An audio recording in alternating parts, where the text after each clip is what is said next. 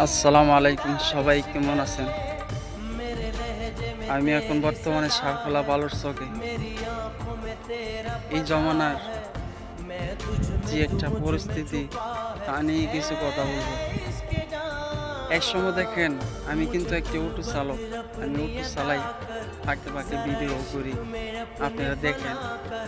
একসময় আমি অটো দিয়ে মাদ্রাসার ছাত্র, স্কুলের ছাত্র অনেক আদর কইরা, অনেক আদব দিয়া আনা নেওয়া করার যতটুকু পারছি চেষ্টা করছি।